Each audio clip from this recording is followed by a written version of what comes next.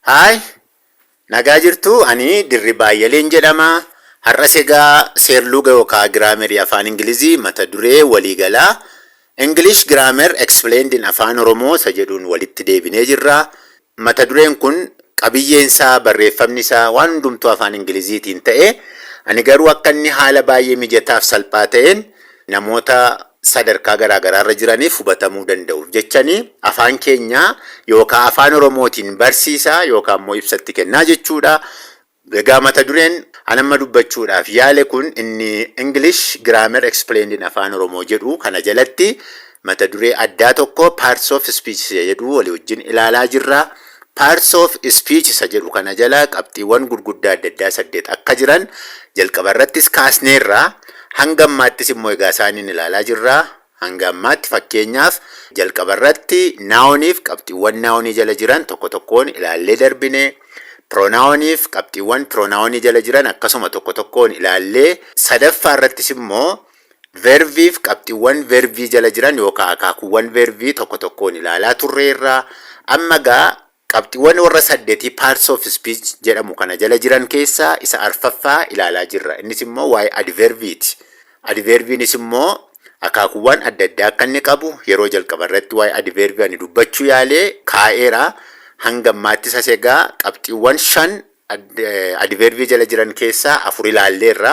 Har'a isa 5ffaadha jechuudha kan nuti walii wajjin ilaallu. Marsaa jalqabaatiin marsaa barumsa 21ffaa ta'a jechuudha. Parts of Speech isa jedhu jalatti immoo barumsa 4ffaa ta'a jechuudha.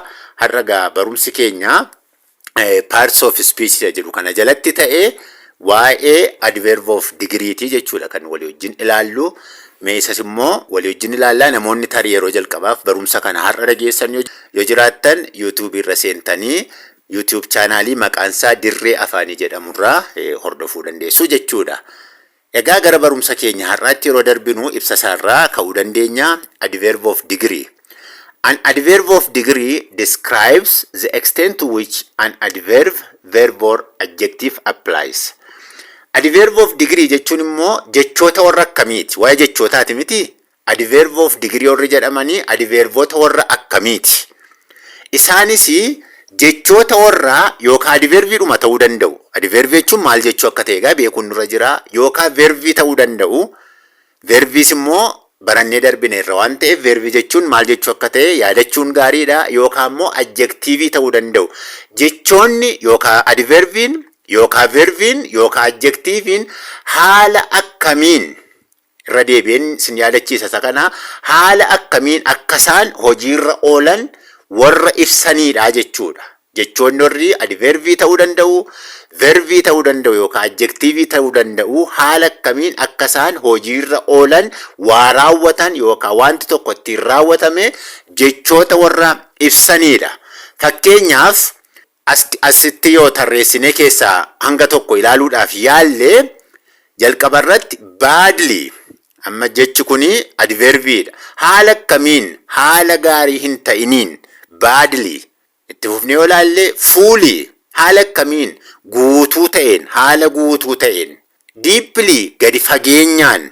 Kanaaf adverb of degree maal ibsu jechuudha haala akkamiin akka adverboonni yookaan verboonni yookaan adjektiivonni raawwataman warra nutti himanidha jechuudha. Totally walumaa galatti guutummaatti, fairly haqummaadhaan, completely guutummaatti. Isaan kanaaf itti fufnee warri nuyi tarreessine kun adverb of degree jedhamu. Itti fufnees baay'ee kaa'uun hin danda'amaa jechuudha.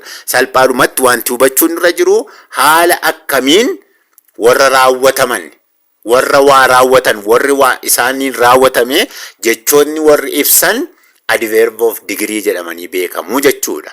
Extremely, amazingly, highly, positively, entirely, perfectly, incredibly, greatly, insanely warri nuyi jennee keenyeef kanneen biraa nuyi itti fufnee tarreessuu dandeenyu bifa kanaan warri kaa'amanii jiran adverb of degree jedhamu jechuudha. Yeroo darbee wal bira qabne fuula tokko irratti salphaa goonee hubachuu dandeenya jedhee hanga warra marsaa duraa keessaa sadan tokko kaa'een ture akaakuu adverbotaa. Har'as immoo mee fuula tokko irratti jechoota wal bira qabnee akka bitaa nutti hin galleetti madaaluudhaaf akka nu gargaarutti muraasa isaanii wal bira qabnee ilaallu. Fakkeenyaaf adverb of manneriin this adverb answer the question how gaaffii attamitti jedhamuuf deebii kennaa jenne. Fakkeenyaaf quickly saffisaan, beautifully miidhagsee miidhaginaan, slowly suuta jechuudhaan. Isaan kun bifa kanaan warri jiran adverb of manner jedhamu jennee ilaallee turre. Lammaffaa irratti akaakuu adverbii keessaa inni nu ilaalle adverb of time. Inni kun immoo gaaffii isaa yoom, when isa jedhuuf deebii kennaa jechuudha. Amma, yeroo ammaa kana, yeroo ammaa, kaleessa, yeroo sana warri jedhaman kun immoo adverb of time jedhamanii beekamu jechuudha. Adverb of frequency immoo irra deddeebii wayii. Isaan immoo how often irra deddeebii wayii wanta qabaniidha jennee ilaallee turre. Always yeroo hundumaa, annually waggaa waggaadhaan, usually yeroo hundumaa, sometimes yeroo tokko tokko. Isaan bifa kanaan jiran immoo adverb of frequency jedhamu jennee. Amma gaa adverb of manneriin warra akkamiiti, adverb of timein bifa akkamii qabu, adverb of frequencyin eenyu fayyisa jedhu wal bira qabnee fuula tokko irratti adda baafachuudhaaf nu gargaara. Adverb of degree gaa dhufee maal ta'e jechuudha. Inni kun immoo haala akkamiin, badly, fully, deeply. Isaan kun immoo adverb of degree warra jedhamanidha jechuudha. Fakkeenyaaf mee akka hojii manaatti teenya akkatti yaadnuuf wanta barbaadu adverb of manneriif adverb of degree gidduu addaddummaa jiru yoo itti yaadne xinnoo adverbummaadhaan jechoota ta'anii jiran wal fakkaatu waan ta'eef adda yoo baafanne gaariidha jedheeni yaada. Gara isaa adverb of degree kutaa keenya irratti dabarra jechuudha. Mee isaaniin immoo fakkeenyaan haa ilaallu. I am fully committed to this project. An projektii kanaaf guutummaatti of kenneera. Amma adverb of degree'n maal ibsaa? Adjective ibsaa jechuudha. Committed inni jedhu adjectiveidha waan ta'eef guutummaatti of kenneera. Guutummaatti maal ta'eera? Of kenneera. Of kennuun isaa akkamitti? Guutummaatti jechuudha. Fully inni jedhu adverb of degree'dha jechuudha. He was strongly, haala akkamiin? Strongly. He was strongly opposed to the idea. Inni cimsee yaadicha morme. Maal morme? Yaadicha. Maal godhe? Opposii godhe. Akkamitti? Strongly. Oppos inni jedhu kuni isaa haala inni itti mormameedha jechuudha. Sadaffaa irratti the operation was completely successful. Operationichi bifa kamiin xumurame? Completely. Guutummaatti haala guutuu ta'een. Haala akkamiin? Haala guutuu ta'een. Adverb of degree'n akkamitti isa jedhuudha mini? Fully, strongly, completely. Warra akkas jedhaman kun immoo adverb of degree'dha jechuudha. I am a little affected by the cold. Amma qorrichaan haala akkamiinanii tuqame qorra sanaan. A little xinnoodhuma na argateera jechuudha. Xiqqoodhuma qorri sun na argateera. Haala akkamiin? Haala xiqqoo ta'een, bifa xiqqoo ta'een, cimaa otoo hin ta'in hanguma tokkoo jechuudha. Kanaaf a little inni jedhu kuni adverb of degree'dha jechuudha. The hole is incredibly deep. Boollichi haala amanuunsaa nama rakkisuuni gadi fagoodha. Haala akkamiin? Incredibly.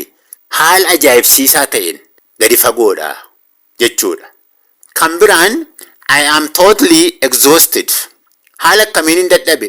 Cimseedhuma totally guutummaamatti walumaa gala isaan dadhabee jechuudha. Haalan ittiin dadhabee ibsanni kun totally. Kanaafi jechi kuni adverb of degree'dha jechuudha. I really like that film.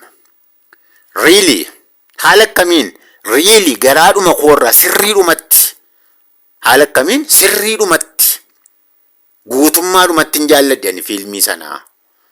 Amma gaa adverb of degree'n maal modify godhaadha wanti ilaaluun nurra jiru. Adverb of degree'n maal modify godhe yookaan maal ibsa? Warra itti fufanii jiran kana. Warra yookaan jala muranii an boldii godhee kaa'u yaali. Gaarraa tokkoffaa irratti committed inni jedhu committed of kennu. Opposed verbiidha inni gaarraa adjectiveidha jennee maal ibsaa isa jedhu duukaa ilaalaa deemuun hin dandeenya.